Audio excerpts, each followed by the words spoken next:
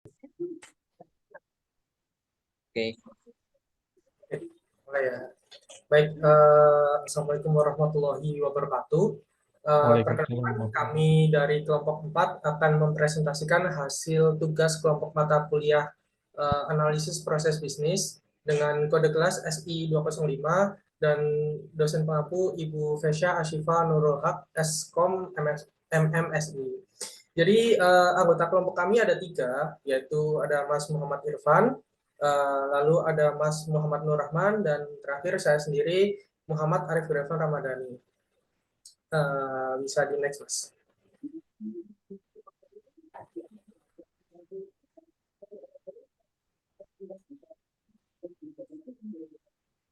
Baik, judul dari makalah yang kami kerjakan yaitu analisa proses manual menjadi terprogram.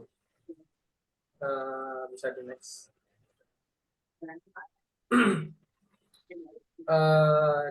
Kita mulai dari latar belakang terlebih dahulu.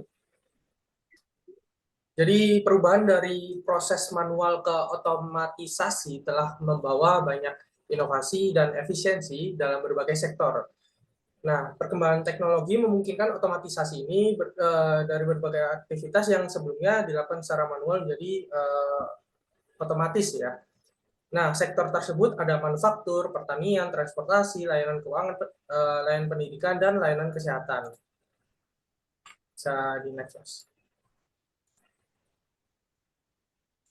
Jadi ada pun 4 rumusan masalah yang akan kita bahas. Yang pertama adalah bagaimana proses manual berubah menjadi terprogram.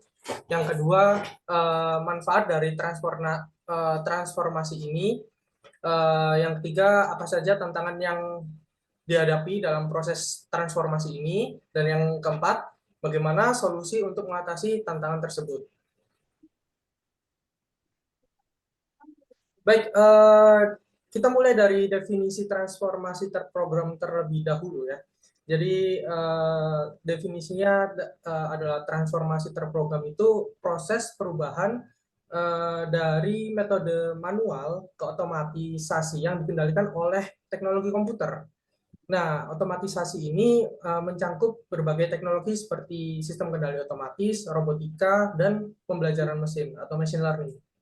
Bisa di next.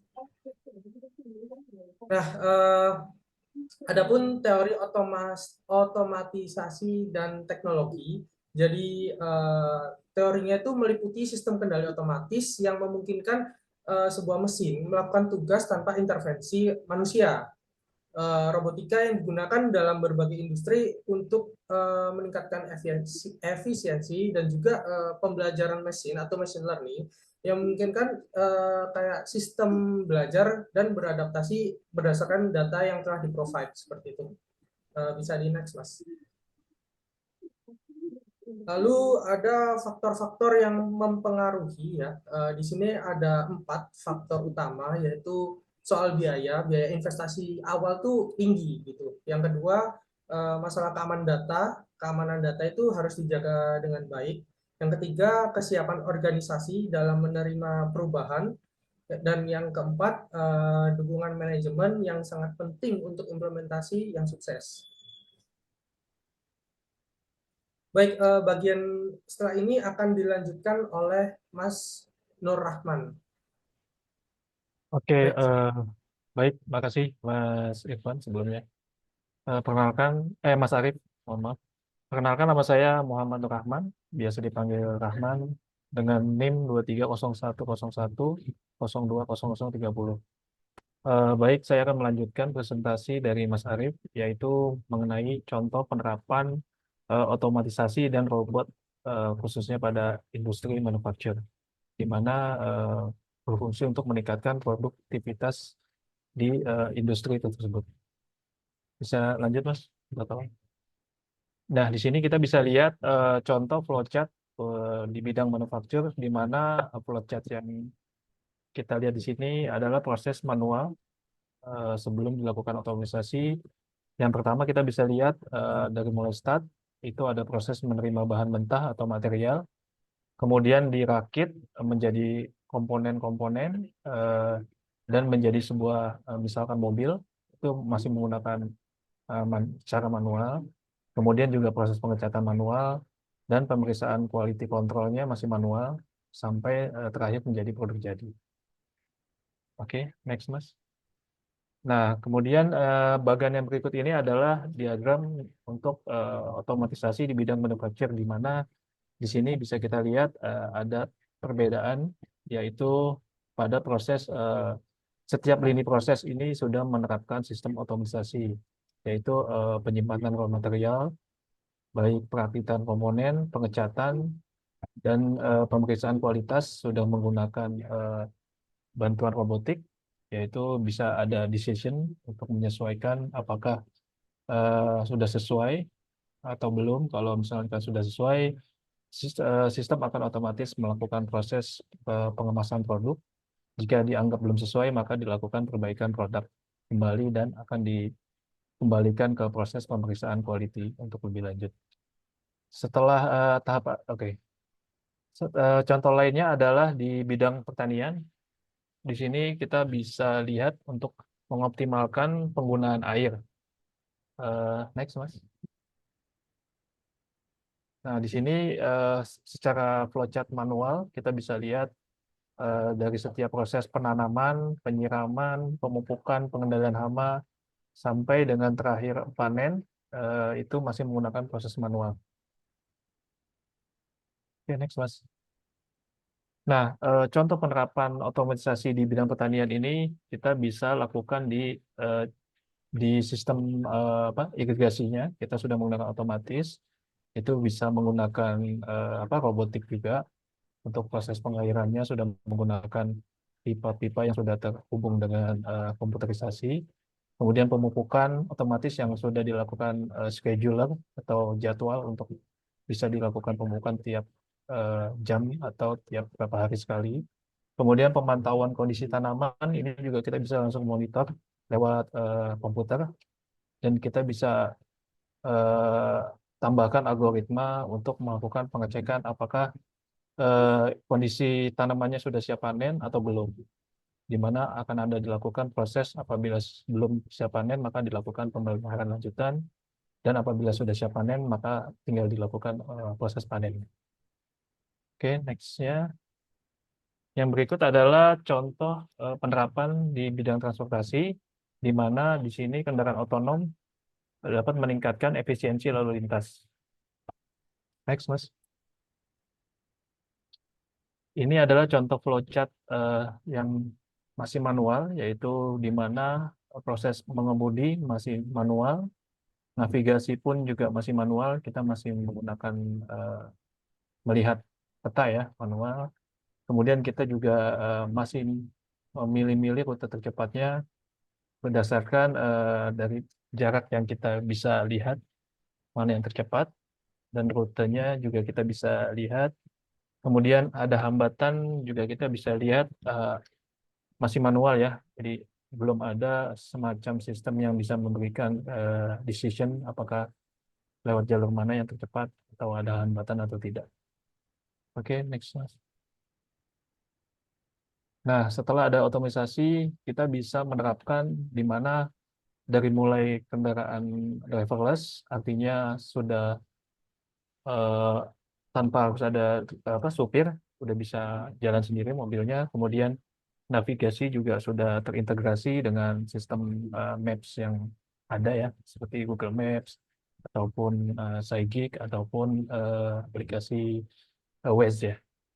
Kemudian sistem juga sudah bisa memberikan suggestion alternatif jalan yang lebih cepat, di mana jika driver setuju untuk memilih jalan cepat, maka sistem akan otomatis melakukan perubahan rute. Jika tidak, maka akan langsung melakukan perjalanan sesuai dengan rute yang dipilih sebelumnya. Kemudian di sini juga sistem juga sudah bisa melihat apakah rambu-rambu lalu lintas ini fungsinya, misalkan kayak lampu merah dia langsung berhenti. Kalau misalnya ada logo stop, dia otomatis berhenti. Dan juga apabila ada hambatan, misalkan ada orang yang menyeberang atau tiba-tiba ada hewan yang sedang melintas, itu biasanya udah langsung bisa memberikan warning atau pemberitahuan lah untuk bisa melakukan menghindari hambatan yang ada sampai dengan dilakukan perjalanan sesuai dengan tujuan. Next, Mas. Baik, Oke, untuk yang berikutnya akan dilanjutkan oleh Mas Evan. Silakan, Mas. baik. Perkenalkan, nama saya Muhammad Irfan, dipanggil dengan nama Irfan saja. Berikutnya saya akan memaparkan tentang layanan keuangan. Nah, dengan adanya online banking ini memudahkan kita dalam bertransaksi tanpa harus pergi ke banknya langsung secara langsung. Nah, kali ini saya akan memaparkan beberapa tentang flowchart dalam bidang perbankan sendiri dengan proses secara manual, yaitu yang pertama dengan autentikasi customer, di mana selanjutnya dilanjutkan dengan transaksi di bank fisik, selanjutnya yaitu pembayaran manual. Apabila sukses, maka akan mengonfirmasi pembayaran. Nah, apabila gagal, maka akan mengelola rekening manual. Selanjutnya yaitu pelaporan transaksi dan selesai. Nah, selanjutnya ini bagaimana bidang perbankan tadi dilakukan dengan cara otomatis, di mana ada 5 sistem, di mana ada sistem keamanan, ada user, ada sistem perbankan, serta ada sistem pembayaran dan juga sistem notifikasi.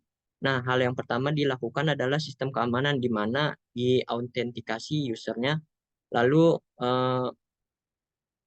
user melakukan transaksi online, lalu pindah ke sistem pembayaran, di mana pembayarannya sukses atau tidak. Apabila tidak, maka akan mengeluarkan sistem notifikasi di mana gagal bayar. Apabila sukses, maka akan mengonfirmasi pembayaran dan pengelolaan rekening dan selesai. Selanjutnya dalam dunia pendidikan sendiri, di mana pendidikan saat ini sedang pada tahap di mana adanya platform e-learning yang mana menyediakan akses global, di mana memudahkan para siswa atau guru dalam mengakses pendidikan sendiri. Nah, yang pertama itu ada beberapa contoh flowchart di bidang pendidikan secara manual, di mana pembelajaran masih dilakukan secara tatap muka dengan menggunakan buku fisik, interaksi dalam, dan pemberian tugas. Apabila tugas tidak selesai, maka akan mengingat penyelesaian tugas. Nah, apabila sudah selesai, maka penilaian manual dan nilai disimpan.